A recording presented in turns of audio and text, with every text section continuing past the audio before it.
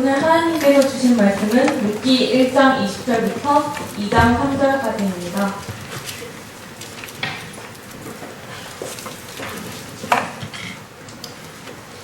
룻기 1장 20절부터 2장 3절 말씀까지.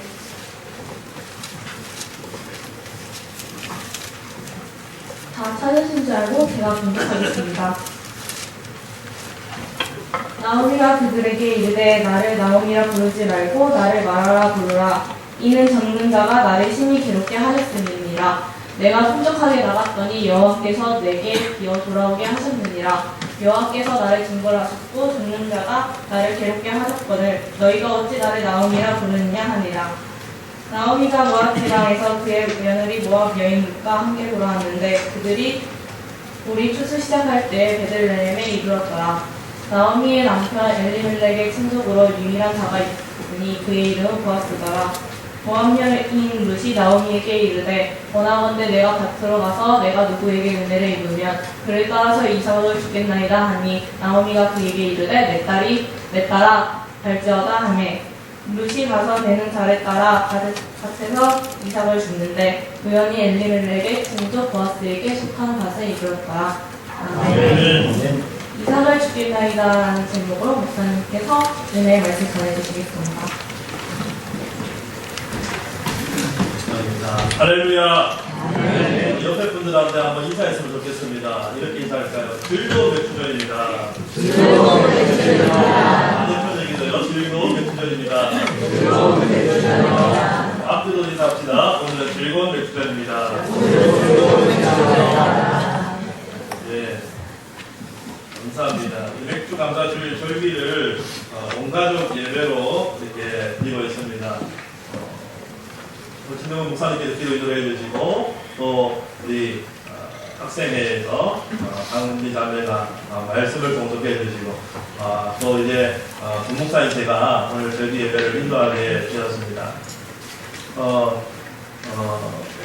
평소에 품격 있고 또 은혜로운 담임 목사님 말씀 듣다가 또 저의 설교 듣는 것이 또 영성이 타지 않을 수 있지만 그래도 하나님의 말씀 함께 나누기를 원하고 딱히 잘 못하는데 계속 태워주셔서 감사할 따름입니다. 내세울 거는 되게 인물 정도밖에 없는데 그것도 아닙니까? 그런 거 어쩔 수 없고 하지만 오늘 우리가 하늘의 바람을 바라보고 하늘을 충만하면서 오늘 마음을 좀 편안하게 가지면서 하나님의 말씀의 은혜를 성경 공부한다 느낌으로 그렇게 한번 살펴봤으면 좋겠습니다. 여러분 참 감사하기 어려운 상황에서 하나님 앞에 감사를 드려보신 적 있습니까? 아마 오늘 본문에 등장하는 룻과 나오미가 그러할 것입니다. 동병 상련의 만남이었죠. 두 사람의 공통점이 있었습니다. 가부가 남편을 잃었다는 것입니다. 원래 이 나오미, 그러니까 시어머니 나오미가 살던 고향은 어디입니까? 이스라엘 베들레헴이었죠. 근데 그곳에서 심각한 가뭄이 듭니다. 남편하고 반상회를 합니다. 가족 회의를 합니다. 어떻게 할까? 우리 두 아들 굶게 하는 것보다 차라리 다른 나라로 이민을 가자. 옆 동네 모압에는 아직도 먹을 게 있다더라. 그래서 큰 마음 먹고 그 당시에 이민한다는 것이 흔치 않은 일이었죠. 얼마나 고민을 했겠습니까? 그래서 모압으로 이민을 갑니다. 그런데요, 비극은 여기서 시작되는 거예요. 흉년을 피해왔는데 흉년보다 더한 고통이 모압 땅에 있었습니다. 남편이 죽은 거죠. 남편만 믿고 따라왔는데 남편이 온 지 얼마 안 돼서 목숨을 거두게 된 것입니다. 이 나오미가 얼마나 암담했겠습니까? 정말 악착같이 살았을 것 같아요. 두 아들을 키우고 또 두 아들을 그곳에서 장가를 보냅니다. 현지인 며느리를 얻었겠죠. 이제는 인생이 좀 편하보다 이제 손주 보고 살면 되겠다 생각했는데 손주를 낳기도 전에 돌연 두 아들이 다 목숨을 잃고 맙니다. 이거 왜 날벼락입니까? 여러분, 이런 기막힌 상황에 가한다면 숨조차 쉴 수 있겠습니까? 오늘 나오미가 또 그의 며느리된 룻과 오르마가 이러한 상황에 처하게 된 것입니다. 질문을 내겠습니다.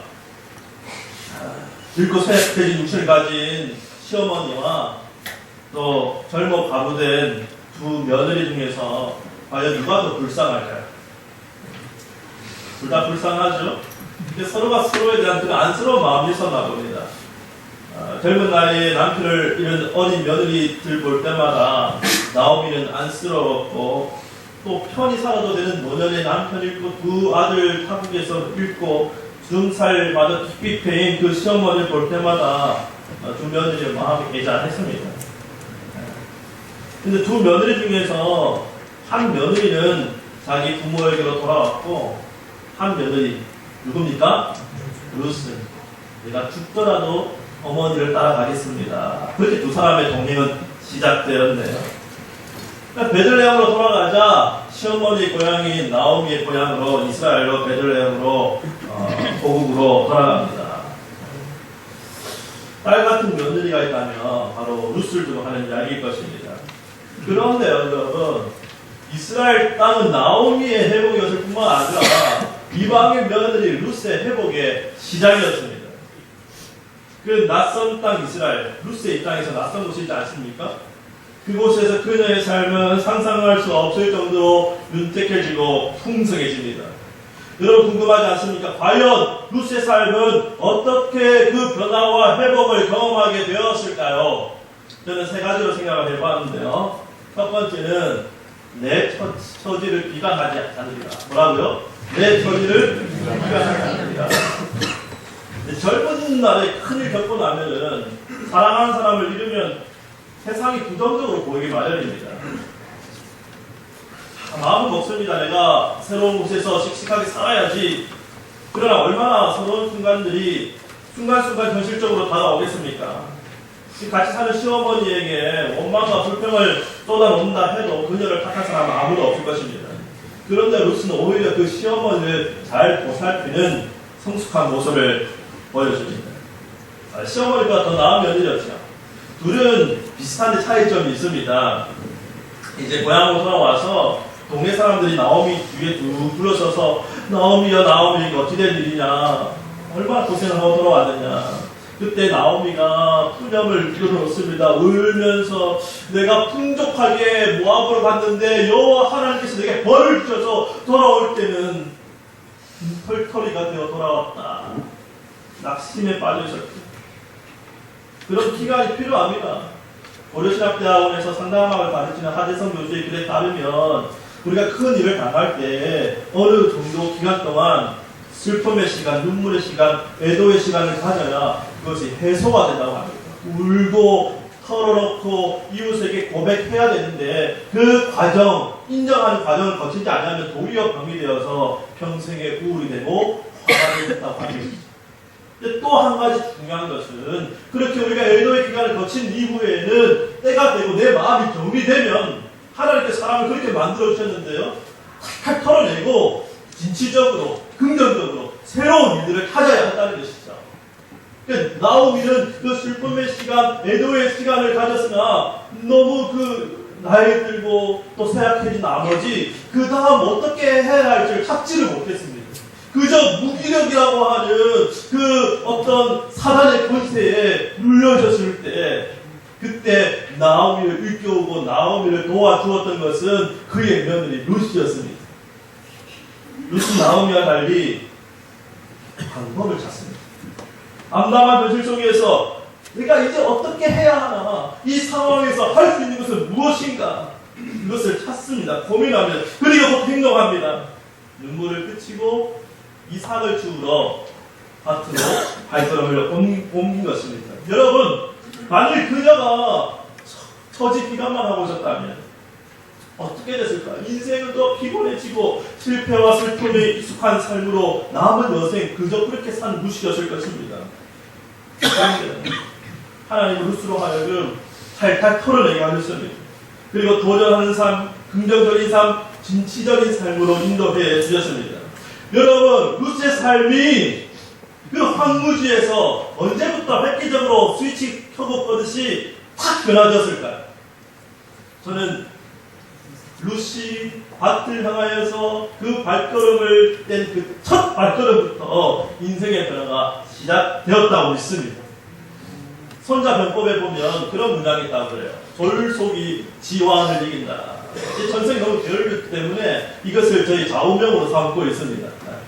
아무리 거창한 계획이 있다 해도 그것을 실행으로 옮기지 아니하면 졸속으로 하는 것보다 도리어 못하다라고 하는 것이죠. 여러분, 도전하지 않으면 변화도 없습니다. 내 인생이 바뀌기를 원하십니까? 뭔가 획기적인 변화가 있기를 바라십니까? 그렇다면 뭐라도 시작해야 합니다.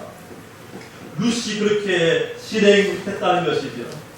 아마 그 속에 어렴풋이나마 내 삶을 인도해 주실 것이라고 하는 여호와 하나님에 대한 신앙이 있을 것입니다. 비록 이방에서 건너왔지만 내 시어머니가 믿던 그 하나님을 내가 따르기로 결심하였을 때 내 하나님은 나의 삶을 승리로 인도하여 줄 것이라는 그 믿음이 있었기 때문에 여전히 현실을 팍팍하고 아직 이루어놓은 것 재산 하나 없지만 이삭 하나부터 죽기 시작하자. 내가 이것부터 시작하자. 내가 할 수 있는 것은 이것이다 하고 나간 것이죠. 여러분 삶 가운데 무언가에 짓눌려지 않게 받을 때가 있나요? 삶의 무게로 고단해서 이제 좀 그만하고 싶을 때가 있습니까? 그저 앞다리 막막할 때가 있습니까? 그 현실의 무게에 끌려다니지 않으려면 어떻게 해야 할까요? 그를 직신해야죠. 인정할 거 인정하고 슬퍼할 거 슬퍼해야 합니다. 그러나 더 중요한 것은 주님, 제가 지금 이제 무엇을 해야 할까요? 기도하는 것입니다. 그리고 이 상황에서 할 수 있는 것 작은 것이라도 시도해보는 것입니다. 여러분, 그런 사람 되길 바랍니다. 내 처지를 인정하되 비관하지 않는 사람, 하나님의 도우심을 믿고 나아가는 사람 되시기를 바랍니다. 그런 사람에게 하나님께서 지혜와 방법도 알려주실 것입니다. 두 번째, 루시의 회파하게 된 것은요, 작은 것에도 감사하리라. 작은 것에도 감사하리라. 여러분, 루시 생각해낸 그 방법이라고 하는 것이 복잡한 것이 아니었습니다. 그저 밖으로 나가서 이삭을 주워오면 되는 것이었습니다. 때마침 보리투수가 시작되는 시기였는데 농부들이 그 신나는 마음으로 민요를 부르면서 이 보리투수를 하지 않았겠습니까? 그래서 아름들이 이렇게 보리를 묶고 또 묶을 때 자연스럽게 좀 떨어지는 것들도 있을 거고, 그런데 이스라엘에 그런 풍습이 있었습니다. 하나님이 명령하신 것인데요, 하나님께서 얼마나 약자를 사랑하시냐면 그 이스라엘에 못 먹고 배고프고 소외된 사람들, 이를테면 뭐 외국인, 과부, 또 고아들을 위해서 그거 주지 말고 내버려 두라는 거예요. 그래서 그것을 이삭을 주어서 먹게 살게 했던 것이 하나님의 배려였고 이스라엘의 풍습이었습니다. 룻은 바로 그 나라를 주러 나갔던 것입니다. 그 나라 하나, 그 이삭 하나에도 룻의 마음속에 감사하는 마음이 있었던 것입니다. 아니, 그녀가 이 이삭 주는 것을 하찮게 여겼다면, 도무지 내 자존심이 허락하지 않아서 아예 밖으로 나가지 않았다면 룻의 삶은 어떻게 되었을까요? 일용할 양식을 얻지 못했을 뿐만 아니라 이후에 하나님께서 그의 삶을 통하여서 역사하여 주실, 룻을 통하여서 자녀를 낳게 하여 주시고 그 자녀를 통해서 다윗 임금이 나게 하여 주시고 다윗 임금을 통하여서 예수 그리스도가 오게 하여 주시고 하나님 나라를 이루실 그 원대한 계획도 룻의 마음속에 작은 이삭의 감사하는 마음 하나 없었다면 이루어지지 못했을 것입니다. 그녀는 아예 꿈도 꾸지 못했을 것입니다.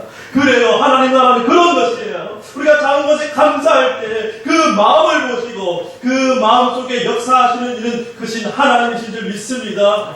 여러분, 큰 것을 바라고 기대하십니까? 실은 우리 하나님은 작은 것에 감사하고 충성할 때 그 일을 시작하신다고 하는 것이죠. 저는 반년을 돌아보면서 또 제 짧은 인생을 돌아보면서 너무 큰 것만 줬다가 작은 행복을 놓치고 살았지 않는가. 우리 인생의 선배님들 그런 생각들 많이 해보셨죠. 고속도로 다니면 빨리 가서 좋은데 그 주변에 있는 야생화, 들꽃, 알록달록 예쁜 풍경들은 다 놓치는 거 아닙니까? 효율성만 쫓다가 정작 중요한 것 놓치는 것은 아닌지. 지난주에 문득 내가 정말 행복한 사나이구나 느꼈던 적이 있습니다. 복권에 당첨된 게 아니고요. 제게 3명의 자식들이 있는데 방에서 이렇게 잠을 자는 모습 보고 얼마나 행복한지. 내가 세상에서 제일 부자고 제일 행복한 사람이야. 왜 행복합니까? 아이들이 자고 있었기 때문이죠. 밤에서 깨어서 엉망진창 싸우고 그러면 괴롭습니다. 자고 지금 행복한 그 작은 것에 행복해하는 그런 마음이 큽니다. 하나님은 모든 행복을 큰 것이 아니라 작은 것에 숨겨 놓으셨더라. 그 루시 그 이삭을 줄 때에 실은 하나님께서 더 큰 것을 바로 주실 수도 있지만 그 이삭을 주는 작은 것에 감사하는 행위들을 통해서 그 나달 하나하나마다 하나님의 마음 씀씀이를 심어 놓으시고 루스를 향한 하나님의 그 사랑을 심어 놓으셔서 루스로 하여금 진정한 회복과 행복의 과정이 무엇인지를 덮어내게 하셨던 것입니다.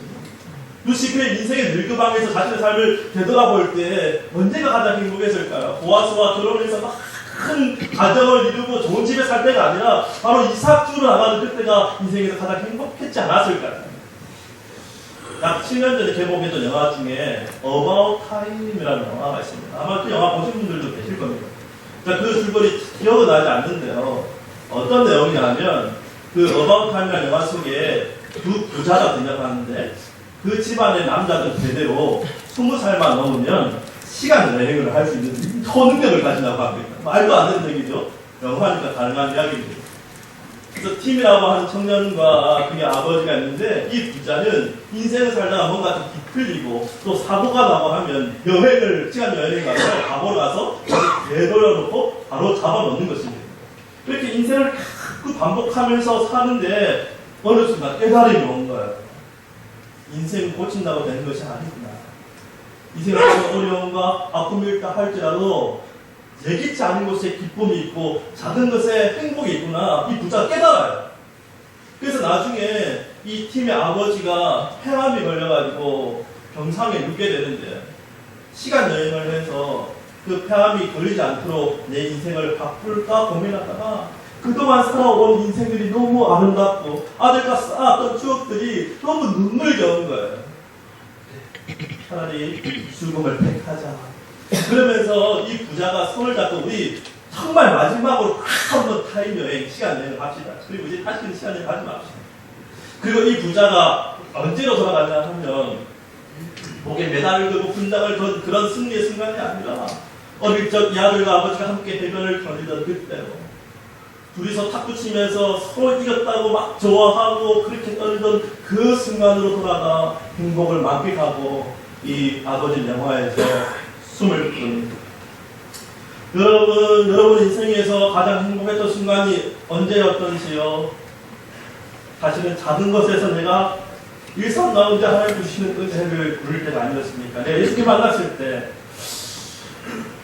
당장 내 인생에 크게 주어진 거 없다 할지라도 내가 받은 구원의 감격에 대해서 감사하고 함께 예수님 믿는 친구들, 동료들 있음에 감사하고 이게 좋은 건 아닐까요? 우리 오늘 맥주 감사절에 나에게 허락하여 주신 하나님의 마음 쓰씀이 하나님 나에게 허락하여 주신 그 보린 나달은 어디에 숨어 있을까 그걸 찾아내는 시간 되길 바랍니다. 여러분 영적 감수성이 풍부해져서 그것에 감사하며 나아갈 때 하나님께서 더 크고 좋은 것도 우리가 허락하여 주실 줄 믿습니다. 네. 예, 세 번째 루시 회복하게 된 계기는 만남을 귀하게 여기리라. 만남을 귀하게 여기리라. 그리고 루시 작은 일에 충성했지만 만관이 전혀 없는 거 아니었습니다. 외국인이었고 또 낯선 용모의 여인이 주인 모르는 밭에 들어가서 이삭을 줍는 것은 일종의 모험이었죠. 아무리 인심이 좋고 하나님께서 이삭 줍는 것 배했다 하지만 혹 못된 주인 만나서 봉변을 당하기라도 하면 어떡합니까? 그런데요, 루스의 마음속에 사람과의 만남까지도 하나님이 선하게 인도해 주실 것이라는 그런 믿음이 있었습니다. 루키 2장 2절에 그 근거가 나오는데요. 2장 2절 내가 밭으로 가서 내가 누구에게 은혜를 입으면 그를 따라서 이삭을 줍겠나이다. 이 루시 어머니에게 한 말이거든요. 어머니, 내가 지금 밭에 나갈 건데 어떤 밭에 이럴지를 모릅니다. 그러나 하나님께서 나로 하여금 누구에게 은혜를 입게 하시면 그 밭에서 이삭을 줍겠습니다 하는 그 믿음이 루스 가운데 있었던 것이죠. 루스의 기대를 따라 하나님은 좋은 밭주인을 만나게 하여 주십니다. 그녀가 이삭을 줍고 그 나라를 따라가다가 우연히 이른 곳은 다름 아닌 보아스의 밭이었습니다. 이 보아스라는 사람이 얼마나 인심이 좋은지 루시 성실하게 이삭을 줍는 것을 보고 보아스의 그 하인들 주수꾼에게 조용히 일러줍니다. 얘들아, 지금 저 여인이 나다를 줍는 거 보이지? 저 여인 모르게 주수할 때 막 주수 그 머리를 흔들어서 더 많은 나다를 떨어뜨리며, 만약에 보아스가 직접 그 주수단을 베어다 줬으면 얼마나 루시 자존감이 떨어졌을까요? 스스로 줄 수 있게끔 그렇게 배려해 주었던 것입니다. 그렇게 인심 좋은 주인의 밭에 루시 이르게 된 것이죠. 성경은 이것이 우연히 보아스의 밭에 이르렀다고 하고 있는데, 이 성경 말씀이 의도하고 있는 바는 무엇입니까? 사람은 우연히 이르렀으나 그 배후에 역사하시는 이는 우리 하나님이시다라는 것을 룻기에서 말씀해 주고 싶은 것입니다. 룻기에서 하나님의 이름은 자주 등장하지 않아요. 그러나 등장하지 않지만 하나님께서 룻이라고 하는 이 한 사람의 삶을 얼마나 신실하게 돌보시고 다스려 주신지 우리는 하나님의 마음을 알 수가 있어요. 보아스를 만나게 하신 것입니다. 그리고 이 만남을 귀하게 여긴 것입니다. 그리고 이 만남을 통하여서 다시금 아름다운 가정을 이루게 되고, 이 보아스는 누굽니까? 죽은 남편과 친족 관계여서 이스라엘에서 법적으로 그 남편의 가문을 잇게 하셨던 것입니다. 그 가문이 멸절당하지 아니하고 유다를 통해서 내려오는 가문을 통하여서 이 땅을 구원하신 예수 그리스도께서 나게 하셨던 것입니다. 저는 이 일련의 사건들을 보면서 우리 하나님 행하신 일들이 참 신비하다. 다윗과 이스라엘이라고 하는 그 막강한 나라도 사실은 한 가정의 회복으로부터 시작되었구나. 이스라엘이요, 원래 하나님께서 너희들 절기를 잘 지켜라. 절기 지킬 때마다 여호와 하나님을 기억하라고 시내산에서 명령을 하시면서 유월절, 맥주정, 수단들을 지키라 그러셨어요. 그런데 그들이 가나안 땅에 막상 들어와서 좀 먹고 살만하니까 절기 지킨 것을 잃어버렸습니다. 사사시대 가장 타락한 시대가 되었어요. 그러나 그들 가운데서는 여전히 여호와 하나님을 기억하고 스스로 절기를 지켜가는 사람들이 있었을 것입니다. 바로 보아스가 그러한 사람이었죠. 그 보리수수하는 시기에 맥주절에 여호와 하나님의 명령대로 이삭을 떨어뜨리게 하고 그것은 그 이삭을 주었던 것입니다. 그럼 맥주절이 어떠한 계절이냐고 하면 6월절부터 시작이 돼요. 6월절 잘 아시지 않습니까? 6월절 어린 양의 피로 이스라엘을 구원하여 주셨습니다. 죽음이 생명으로, 흑암이 빛으로, 장자의 죽음이 생명으로 바뀐 날이 6월절이에요. 근데 공교롭게도 하나님은 어떻게 디자인하셨냐 하면 이 6월절 날 이 황무지에서, 보리고개 있지 않습니까? 황무지에서 첫 보리의 싹을 보게 하십니다. 열매가 아닙니다. 그 가능성을 보게 하시는 거죠. 근데 6월절이고 소실절이에요. 1호부터 일주일이 7번 지납니다. 77이 지나죠. 그래서 77절이라고 합니다. 숫자로 사람은 50입니다. 오순절입니다. 또 다른 말로 맥주절이라고 합니다. 왜냐하면 6월절부터 50일이 지나면 이스라엘 들판에 그 싹의 가능성이 일순간에 우수수 이런 보리밭으로 일렁이게 되기 때문입니다. 이 맥주절이 얼마나 기쁜 날입니까? 먹을 것 없어서 정말 굶주리고 황무지 같은 삶에서 하나님께서 첫 열매를 거두게 하시는 날이죠. 그 이후로 이제 보리를 주시해서 먹고 또 보리가 다 끊어질 때쯤 되면 다시금 밀을 거두게 하셔서 마지막 세 번째 절기인 수장절을 가지게 해 주시는 것이죠. 그러므로 이 맥주절의 의미는 우리의 정말 공허와 정말 룻과 나홈의 삶처럼 실패할 수밖에 없는 삶에서부터 하나님께서 다시금 풍성한 삶을 인도하여 주시는 그 한가운데, 삶의 한가운데 우리에게 빠진 삶을 세우는 절기로 맥주절을 주셨고 그날에 하나님을 기억하라 하셨던 것입니다. 잃어버렸던 맥주절이 회복될 때 하나님 다시금 이스라엘을 세우시고 다윗의 왕국을 통하여서 이스라엘의 풍성한 복을 부어주셨던 것이죠. 이 절기가 신약에 와서 어떻게 이어지는지 아십니까? 예수 그리스도께서는 언제 십자가에 돌아가셨습니까? 바로 6월절에 돌아가셨던 것입니다. 성경이 참 놀라워요. 성경은 그 모든 장면을 시각적으로 오버랩시켜요. 예수님께서 십자가에서 돌아가실 때 제사장들은 바로 그 들판에 난 싹의 가능성 그거 보았을 것입니다.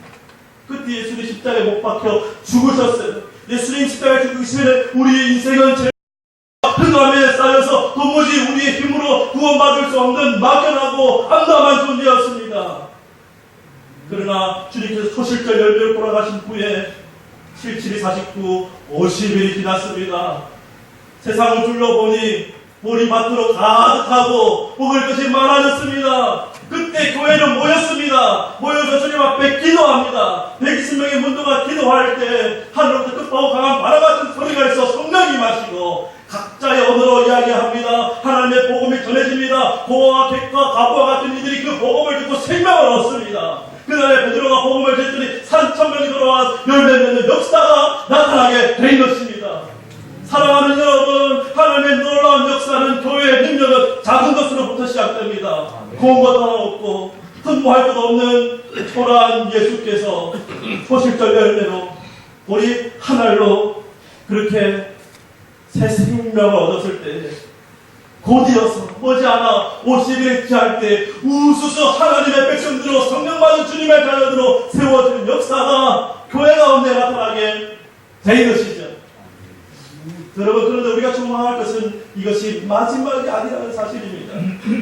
그들이 구약시대의 가나안 땅에서 맥주절을 기념하고 즐거워할 때 그 가나안 땅이 결코 천국은 아니었습니다. 여호와 하나님을 기억할 때만이 하나님의 은혜를 누렸고요. 그들이 여호와 하나님을 잊어버리면 다시금 가나안 땅에는 가뭄과 흉년과 전쟁이 반복되었습니다.